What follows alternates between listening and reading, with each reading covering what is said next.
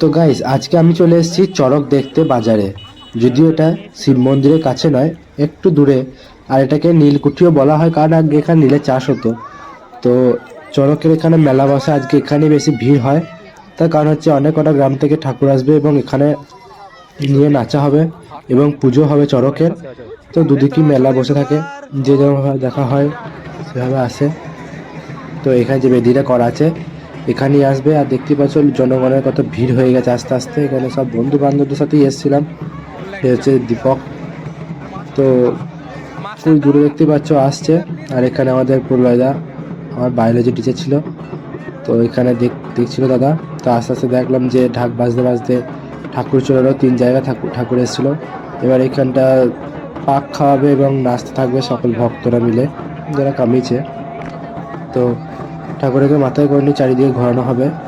আর এখানে ভিড়ও হচ্ছিল আস্তে আস্তে, প্রচণ্ড গরমও তত বাড়ছিল। তো ঠাকুরটাকে ঘুরিয়ে যাচ্ছিল। আর ভিডিও করতে করতে হাত ব্যথা হচ্ছিলো, কারণ অনেকক্ষণ ধরেই ঠাকুর ঘোরাচ্ছিল। তারপর দেখলাম যে এখানে আরেক জায়গা থেকে আর একটা ঠাকুর আসছিল। তো চেনা চেনা কতজন ছিল, কারণ এই লোকটা ছিল চেনা।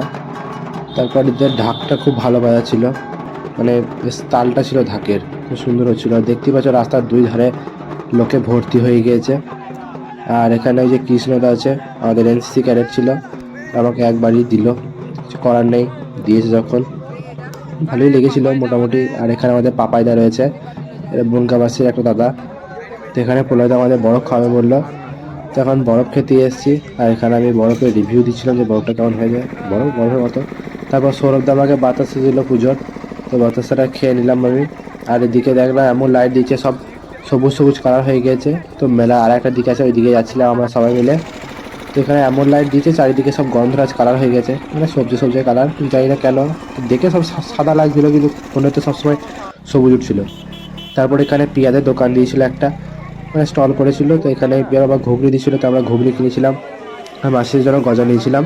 আর এখানে বিজয়রা বাদাম নিয়েছিল বাড়ির জন্য। আর আমি কিনেছিলাম এখানে ছোট আমাদের সিঙ্গারা। এই যে দেখছেন ঝোলাতে পাঁপড় রেখেছে, বিক্রি করতে যাবে।